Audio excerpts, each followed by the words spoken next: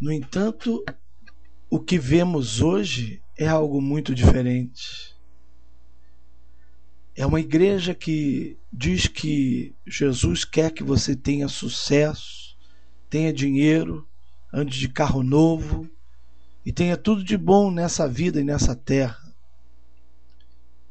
E com certeza, a pregação que é falada hoje não é a mesma dos tempos de Jesus e nem que o próprio Jesus falava. Porque na Bíblia nós não vemos uma vez Jesus falando tais coisas. Nós vemos sim Jesus se preocupando com a multidão cansada e com fome que seguia ele há dias e não havia lugar para comer, não havia dinheiro, não havia como prover essa gente. E aí Jesus se compadeceu da multidão e fez o milagre da multiplicação do pão e do peixe.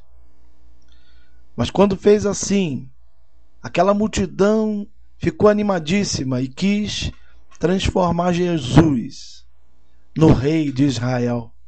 Queriam colocar direto Jesus no rei, como rei de Israel. E Jesus então teve que despedir a todos, até seus próprios discípulos, e subir ao alto do monte para orar e pedir graça ao Pai para se manter firme em direção à cruz do Calvário, porque seria muito mais fácil para Jesus, pensa bem, virar rei de Israel, aclamado pelo povo, levado nos ombros pelo povo, por ter multiplicado pão, ter transformado pedra em pão e ter o reconhecimento do povo, ser levado como rei de Israel. Ele não era o Messias, mas ele rejeitou esse caminho de facilidade.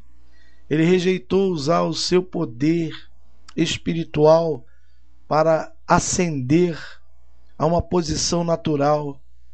Ele dizia que o reino de Deus não estava lá nem acolá, mas estava dentro de nós, que o reino dele não era desse mundo. Mas os homens quiseram fazer Jesus rei, porque ele multiplicou pão e peixe. E eu gostaria de lembrar mais uma vez a vocês como Jesus agiu no deserto, quando foi tentado por Satanás. Ele foi questionado por Satanás: se tu és o Filho de Deus, transforma essa pedra em pão. E só nessa tentativa, Satanás tentava Jesus de várias formas. Em primeiro lugar, é que Jesus questionasse a própria palavra de Deus que ele havia acabado de ouvir do céu.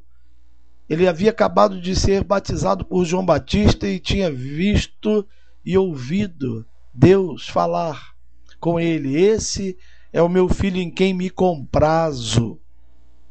Então, como pode uma voz na sua mente questionar se de fato ele seria ou não filho de Deus, se ele fizesse ou deixasse de fazer um milagre?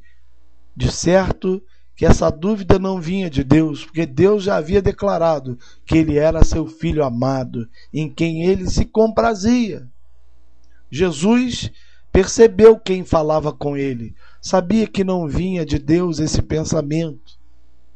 E ele respondeu a Satanás: nem só de pão vive o homem, mas de toda a palavra que sai da boca de Deus, e não da sua boca, Satanás.